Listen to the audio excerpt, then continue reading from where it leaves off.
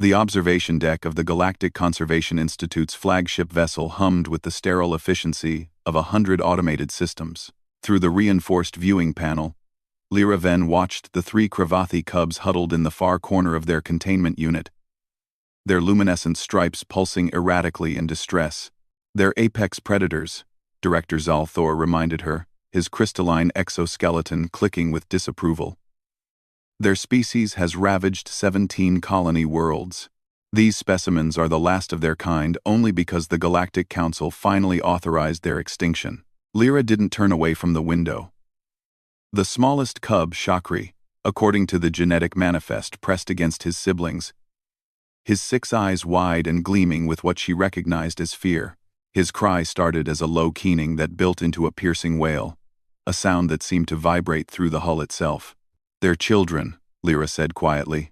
"They're weapons waiting to mature," Zalthor countered. "In 6 months, those cubs will be capable of tearing through reinforced hull plating. In 2 years, they'll be able to coordinate pack hunts that could decimate a small settlement. We're preserving their genetic material for academic study. That's more mercy than their species showed anyone else." The other 2 cubs joined Shakri's cry, creating a harmony of anguish that made several of the nearby xenobiologists flinch and leave the observation deck. Lyra felt it in her chest, not pain, exactly, but a recognition. She'd heard sounds like that before, in the orphanages after the Centauri Wars, in the rescue shelters after the Titan floods. "I'm going in," Lyra announced. The director's entire body shifted to a deep red, a sign of extreme alarm in his species. "Absolutely not. You'll be quarantined from the program. Possibly prosecuted. They're scared.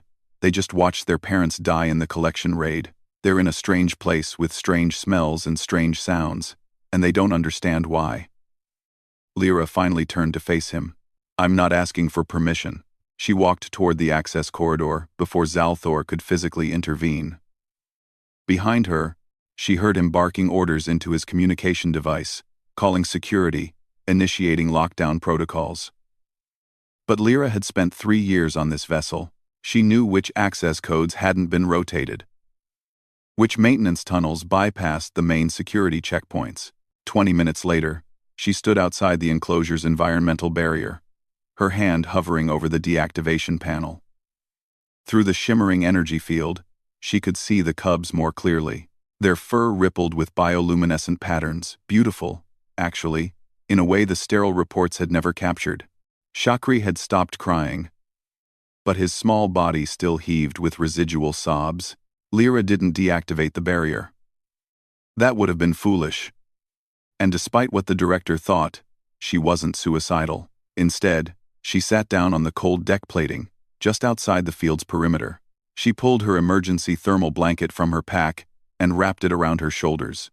"Hey there," she said softly, knowing the universal translator nodes embedded in the enclosure would render her words into comprehensible frequencies for the cubs. "I know you're scared. I know everything feels wrong right now." Shakri's eyes fixed on her. The cub took a tentative step forward, then another. His siblings watched but remained huddled together. "I'm not going to hurt you," Lyra continued. "I'm just going to sit here." Hours passed. The ship cycled into night mode, dimming the corridor lights. Security had arrived, of course a full containment team in tactical gear, but Director Zalthor had called them off after the first hour. Perhaps he was curious.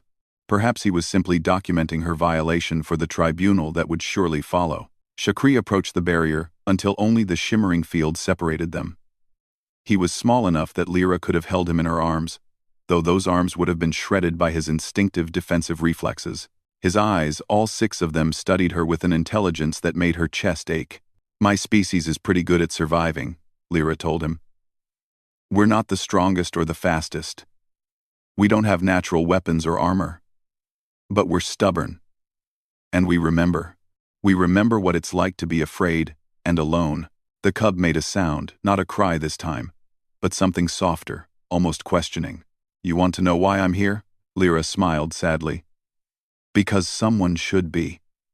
Because you deserve that much, at least. Because maybe, just maybe, mercy is what separates civilization from extinction." Shakri settled down on his side of the barrier, mirroring her position. His siblings, emboldened, crept closer. Soon all 3 cubs lay in a pile just beyond the field, their luminescent stripes synchronizing into a gentle, rhythmic pulse. Lyra leaned back against the bulkhead and closed her eyes. She didn't sleep, not really, but she stayed there through the entire night cycle, listening to the cubs' breathing slow and deepen.